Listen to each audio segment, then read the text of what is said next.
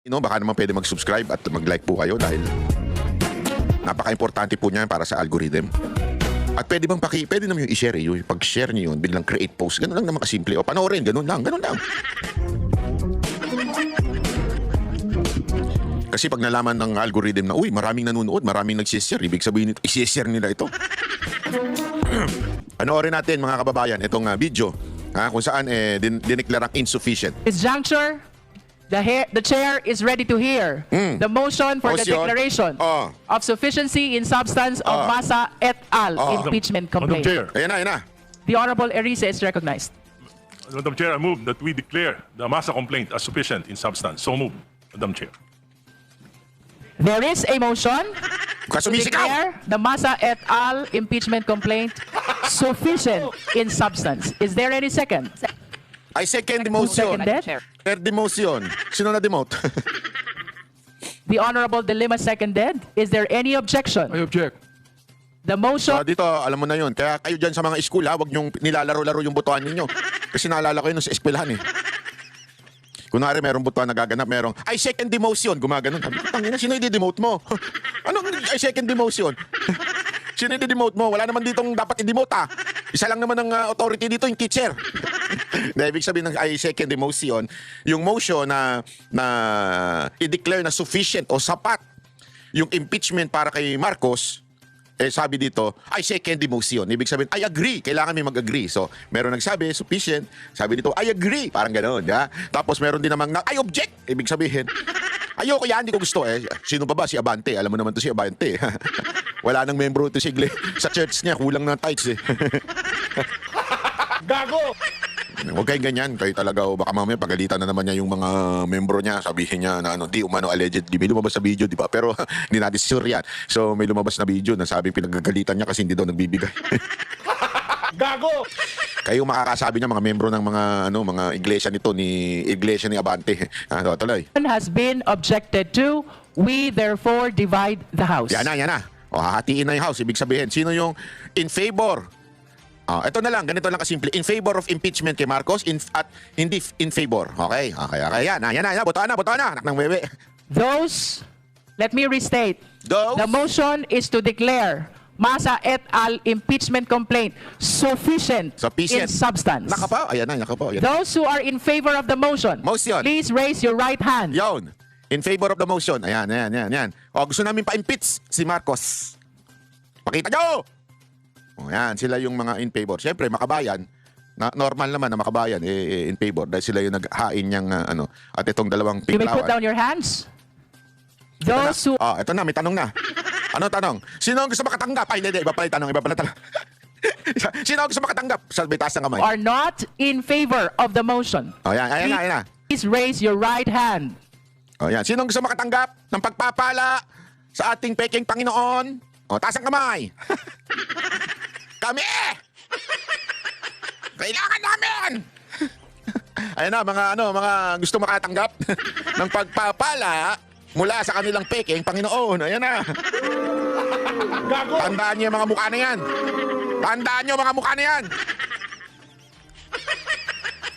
Kita niyo na yung mga mukha na yan? Yan po ang traidor sa ating bayan. Gago! Bakit kanyo? Tandaan niyo ganito lang kasimple yan. Huwag na nating ikut-ikutin pa. Ganito lang kasimple yan. 2023, 2024, 2025 budget ay mga corrupt na budget. Alam natin yan. And it was even said by many platforms, many people, netizen, expert, it was the most corrupt budget. And it was signed by the President. Gago! And yun lang ay sufficient na para i-impeach si Marcos. Pero bakit ayaw nito mga ito? Bakit ayaw nila? So ibig bang sabihin, sinasabi nila na hindi corrupt yung budget? Gago! Kahit alam naman natin, kaliwat kanan, ang korupsyon doon sa budget. Ano ibig sabihin nito mga ulol na ito? Gago! Ibig bang sabihin nila, okay lang, ulit-ulitin natin yung budget na nakaraan. Yun ba ibig sabihin? Hindi, kasi simple lang naman yan Alam natin may korupsyon. Bakit ganyan ang boto ninyo? Di ba? Ibig sabihin, in favor kayo sa mga nangyaring pagsasayos ng budget. O, ano ba yung mga yun? Umunya-unya, tatalakayin natin yan. Umunya-unya. Ayan na. Oh. Ano ba tanong dyan? Sino gusto tumanggap ng pagpapala? Yan ba yung tanong? Baka sabihin nyo iba, bakit yung ibang mga congressman wala? Committee on Justice lang ho ito. Yung mga membro lang, mga membro. Ayan o, yan ang mga gusto ng pagpapala. Kayo talaga. Yan ang nagsasabing, hindi sapat yung bintang kay Marcos na siyang may kasalanan at siya ang pumirma ng pinakakurap na budget sa ating bansa. That even the Supreme Court, declares na mali ang ginawa ng PhilHealth at inilipat ang pondo sa PhilHealth. Even the Supreme Court said that. So in other words, ladies and gentlemen, people in the house, including the LGBTQ, kasi mali kasi yun eh, di ba? Yung ladies and gentlemen, paano yung LGBTQ? Magagalit na naman yung mga yan. Alam naman yung mga yan. So asan kami dyan? O ladies and gentlemen. May announcement, di ba? Sabi ng LGBTQ, oy, asan kami dyan? Bakit wala kami dyan? Isalin nyo kami. Ganun. Yeah? O ladies and gentlemen, yan po mga kababayan, yung mga nagsasabi na wala namang katiwalian eh. Okay naman yung nangyaring mga budget. Yung mga allocation na sobrang lalaki, okay lang yun. Walang problema do, walang problema. Ay, okay lang. O, yan, sila yung mga yan. Ay. O, di ba? Tandaan niyo yung mga pagmumukha na yan. Are you okay? Tandaan niyo yan. Okay. You may put down your hands. Those who abstain, please raise your right hand. Wala nag-abstain. Talagang solid ang pagpapala. Solid. Ay, antindi niya talaga, mga atabs. Ano na? Nako po. Wala talaga. Solid. Ang saya-saya dito. Sigurado ako, party-party na naman tumamaya. Gago! Party-party na naman itong mga tumamaya. Wala. Ano na? Report na si ating chairwoman. Report na siya. Boss, ayos na. Wala na. Next year na uli. Ginawa ko yung trabaho ko, ha? Baka ganun. Hindi ko siya sabi ganun talaga nasa isip niya. Pero baka ganun ang nangyayari ngayon, di ba? Oy, okay na. Lupit. Agoy. Ano na? Wala na. Tapos na. Finish na. Finish na. Tapos na. Finish na. Tapos na. Okay na. In favor of the motion, 7. 7. And those against the motion, 39. Nako. With 0 abstention. Nako. The chair declares Ina.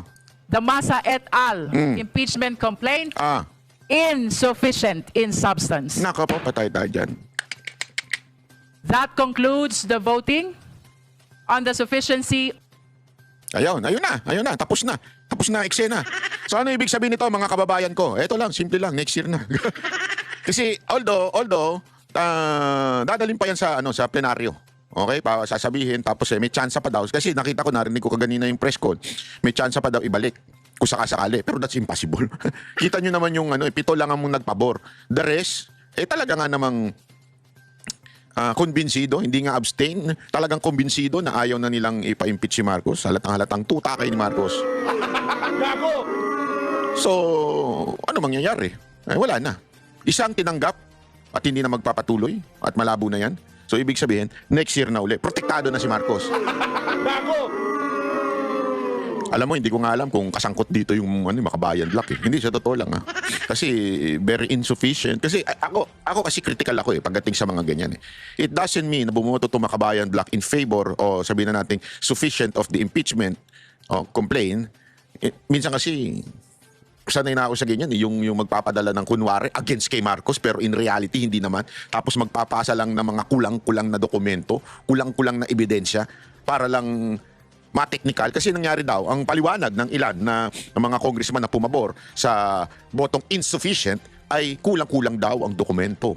Parang sa akin, baka naman pain lang yan. Di ba? Baka naman pain lang yan. Hindi katulad ng yung third impeachment. Ang problema dun sa third impeachment, yung kila Mike Defensor, yung kila Topacio, balita ko, may umatras daw na congressman dun. Walang bayag. Sorry ang dahilan, ginigipit daw, ayun, tinagbakasyon na lang. Walang bayag, sorry. Eh kasi mag-isa lang daw siyang lumalaban. Pake ko. Hindi, parang ganun talaga eh. Di ba? Ganun talaga. Sabi nga, unless a kernel of wheat falls to the ground and dies. Di ba? It will not bear fruit. Tama ba yung quotation ko? Siguraduhin muna natin. Unless kernel of wheat. Wait lang. Ano ba ibig sabihin niya? Papaliwanag ko sa inyo. Papaliwanag ko sa inyo. Para mas maintindihan natin. Sabi dito, unless a kernel of wheat falls to the ground and dies, it remains only a single seed. But if it dies, it produces many seeds.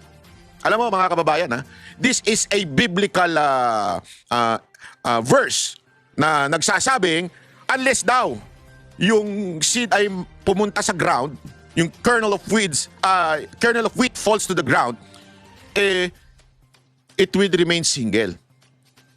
Ibig sabihin, kung walang isang taong magsasakripisyo, hindi talaga lalago. But if it dies, it produces many seeds. Ano ibig sabihin nun mga kababayan? Simpleng-simple lang. Minsan talaga kailangan ng martir. Martir in a sense na kailangan ito para magkaroon po ng tunay na paggising sa diwa ng bawat Pilipino kahit mga kongresista. Hanggang walang nagsasakripisyo ay walang mangyayari sa ating bayan. Kaya nga, marami nagsasabi, Banat Bay, please, spare mo naman yung umatras na congressman na supposedly mag-endorse nung impeachment na hinain nila Defensor at saka nila Topacio at saka nila Chavit Singson. Di ba? Huwag ko na daw idamay dahil sa kawawa naman yung bata dahil nagigipit na. Ngayon, pinagbakasyon na. At nagbakasyon naman din ata. Ewan ko kung natuloy siya. Pero akin kasi, kung hindi mo kayang gampanan ang iyong trabaho bilang representante ng bayan na ito, abay, tangina, umalis ka na lang dyan. Ganun lang kasimple. Sorry sa term. Pasensya na sa bad words. Ika nga. Pero kasi, hindi ko naniniwala eh. Tumayo ka sa entablado, nangampanya ka at sinabi mong, I will represent you if you will vote for me. Ngayon, that the people is saying, represent us. Gawin mo ito. Ipaglaban mo ito. Pero dahil kinausap ka lang at ang nanay mo, atras bayag ka na. Para sa akin wala pa talaga mangyayari sa bayan na ito. Kasi nga, sabi, di ba, unless, hanggang wala, namamatay. Hindi ho physical ho ito, tandaan nyo, hindi ho ito physical. Unless a kernel of wheat falls to the ground and dies, hanggang wala talagang pumupusta, wala talagang nagsasakripisyo, hindi magpo-produce ng maraming seeds. Alam mo kung sino nagsabi nito? Wala iba kundi Panginoong Hesus. And He did that. As a matter of fact, pinigilan pa siya ng mga disipulo niya. Huwag ka na pumunta dyan. Because marami na nagbabanta sa'yo. Gusto ka na ipapatay ng mga ganito, ganyan. At ito ang kanyang sagot. Kailangan kong gawin ito para mas maunawaan ang gospel at mapagbayaran ng kasalanan at para mailigtas kayo. That sacrifice resulted into Christianity. So what do I mean? Hanggang wala magsasakripisyong congressman, wala magsasakripisyong mga tao na handang labanan ang katiwalian, walang mangyayari sa bayan na to. Tandaan niyo yan. Hanggang wala o hanggang duwag ang mga politiko natin, wala mangyayari sa bayan natin. Paikot-ikot lang tayo, nakakasawa na. Hindi, that's reality, ladies and gentlemen. Hindi ako nagsasabing ko, bakit ganyan ka naman? Hindi, ako simple lang eh. Tumayo ka dyan eh. Tumayo ka sa entablado at sinabi mong ako magrepresenta sa inyo. Why didn't you do your job to represent the people? Pasabihin na naman nyo, ikaw kaya tumakbo. Kanya-kanyang gift tayo. Di ba? Kanya-kanya tayong panawagan. Ika nga. Panawagan nyo yan. Kung tawagin ako ng Panginoon na maging congressman, walang problema. Lalaban ako. Hindi, totoo lang kaya lang, hanggang dito lang ang aking panawagan. Kung tawagin ako, walang problema. Kasi it's destiny, people in the house. It's destiny. It is not I who would put myself to that position. Bakit? Destiny yan eh. Di ba? Romans 13 verse 1. Submit to the authority, for there is no authority na hindi inilagay ng Diyos. That's destiny. So, as simple as that. Kaya wag natin sabihin, bakit kasi hindi ikaw ang Hindi pwedeng ganun. Kung may kakayanan ako, ba't di ko gawin? Wala naman ako, hindi man ako mayaman. Hindi naman ako pinagpala ng network para tumakbo. But, it doesn't mean wag natin i-criticize yung mga tumakbo at nanalo. Yan ay karapatan natin bilang taxpayers. Huwag natin kakalimutan yan. Na tayo bilang mga Pilipino, tayo nagbibigay ng tax. Kinakaltasan tayo, sakit nga sa puso eh. Sa totoo lang, sakit sa puso. Ewan ko kung nararamdaman nyo yan ha. Pero kung tuwing nagbabayad ako ng tax, talagang napapakamot ako eh. Saan ba napupunta to? Hindi, yun lang talaga naiisip ko. Minsan natitempt ka na wag na magbayad eh. Alam mo yun? Kaya lang hindi eh. Utos yan eh. Sa matter of fact, utos yan ng Panginoon eh. Diba? Give to Caesar what is due to Caesar. Sino yun? Hindi naman namin presidente yun. Yun yung panahon na kini-question ng Panginoon. Diba? Sinabi, give to Caesar what is due to Caesar. Ang dami nga kong question na due sa kanya eh. Bakit? Sandali!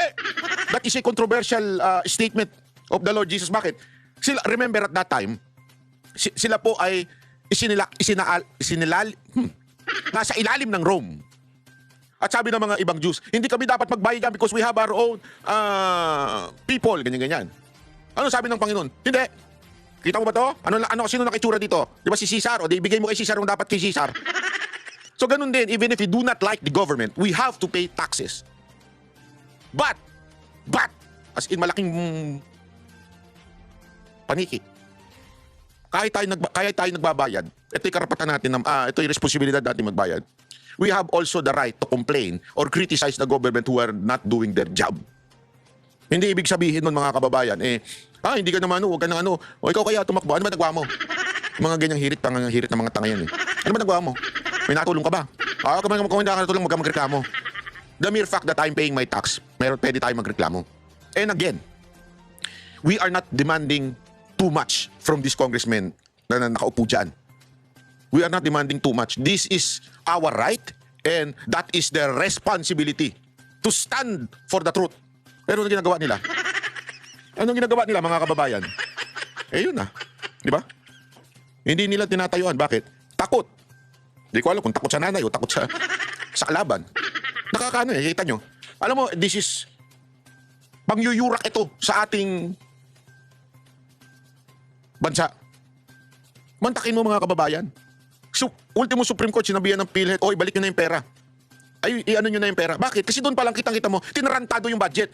And because of that, many people die. Dies o die? Basta, many people die. Die lang. Kasi people is madami. Totoo naman, di ba? Remember this, huwag nyo kakalimutan.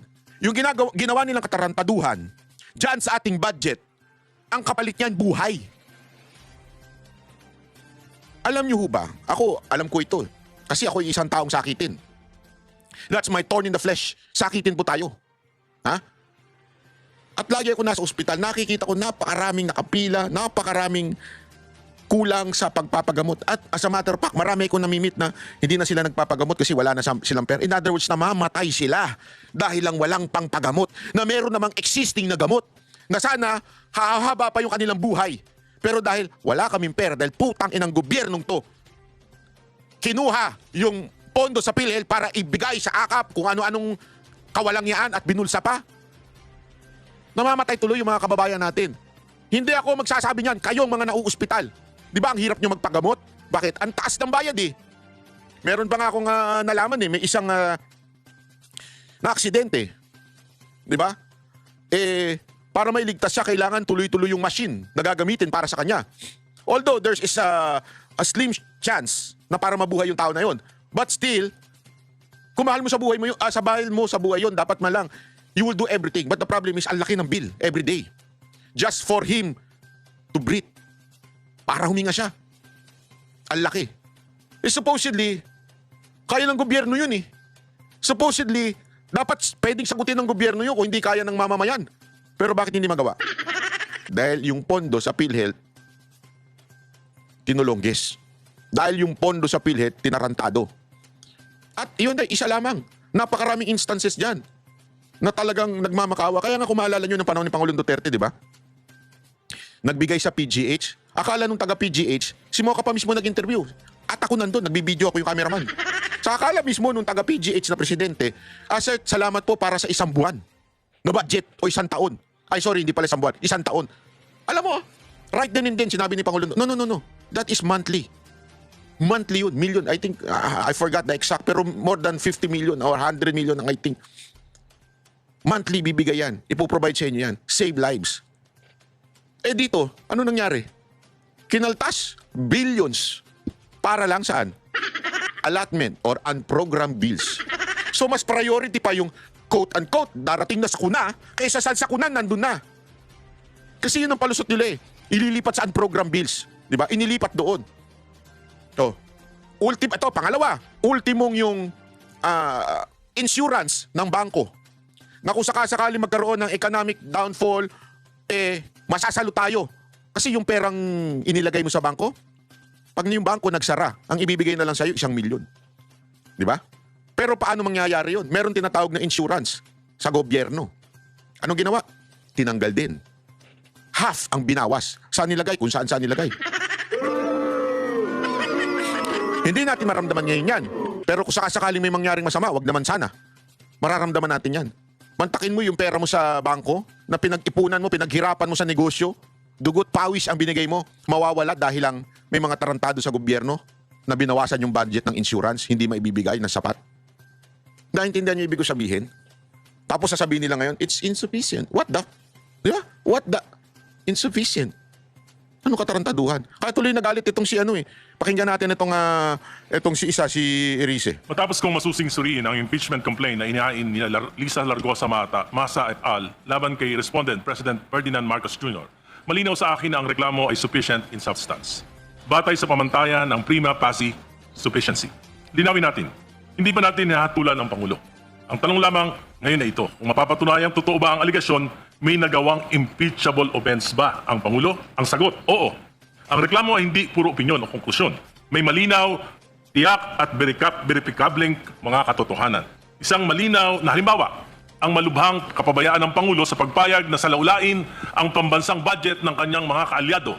Daan-daang bilyong piso ayon mismo sa reklamo. Pinayagan ang insertions, diversions at manipulasyon. At sa kabila nito, nilagdaan at ipinatupad ang paglalabas ng mga pondong ito. Ayon sa reklamo, pinahintulutan at nilaglaan ng Pangulo ang paglalabas ng bilyong pisong unprogrammed appropriations, mga pondong walang tiyak na pinanggagalingan na ginamit umano sa ghost projects, substandard infrastructure projects at maanumalyang flood control. Hindi ito simpleng pagkukulang, ito ay systematic acts na tuwirang pumapasok sa betrayal of public trust. Ang reklamo rin ay malinaw na nagsasaad na pinayagan ng Pangulo ang paggamit at pag-divert ng pondo mula sa PhilHealth, PDIC at Foreign Assisted Projects Appropriations na nagdulot ng malalaking pagkaantala sa mga flagship projects ng ating bansa. Metro Manila Subway, PNR Elevated Rail at iba pa. Ang epekto nito, bilyong-bilyong pisong nawala dahil sa commitment fees, penalties at price escalation. Ito ay tunay na perang nawala, tunay na oportunidad na nasayang at tunay na pasaning ipinapataw sa mamamayang Pilipino. Ang reklamo ay malinaw na sumasagot sa mga batayang tanong. Sino ang gumawa? Ang Pangulo. Ano ang ginawa? Pinayagan at tilagdaan ng budget, manipulation at anomalous releases. Kailan? 2023, Galit si Erice, no? 2024 at 2025 GAA. Paano? Sa pag-aproba ng releases at kabiguang pigilan ang diversion ng pondo. Higit sa lahat, may direktang ugnayan ang mga gawain ito sa impeachable offense na betrayal of public trust. Naka. Ang mga aligasyon ay grabe.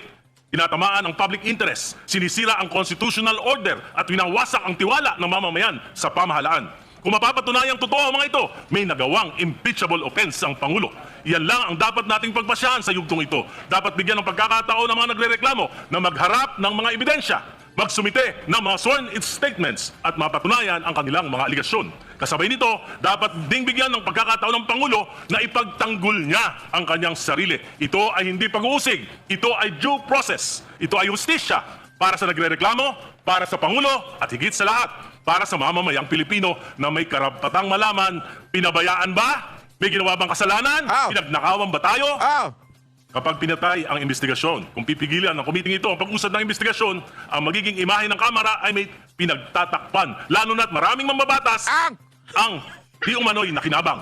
Maraming distrito ang biglang nagkaroon ng mga bilyong-bilyong alokasyon. Ano? At Tama siya, di ba? So yung mga congressman, wala talaga sa Brad. marami sa mga ito ay napunta sa mga flood control projects. Kung pipigilan natin ito, baka tayo mismo ay husgahan ng bayan bilang kasabwat sa pagtatakip sa katotohanan. Lalo pang magpapabagsak sa tiwala sa gobyerno, magpapahinya ng ekonomiya, magpapalayas ng investors, magpapawala ng trabaho at magpapalalim ng kahirapan. At sa susunod na tagulan, sa bawat baha, sa bawat dilubyo, sa bawat buhay na malalagas, tayo ang sisingilin ng mamamayan. Madam Chair, hindi natin dapat katakutan ng katotohanan. Ang dapat natin katakutan ay ang pagtatakip dito.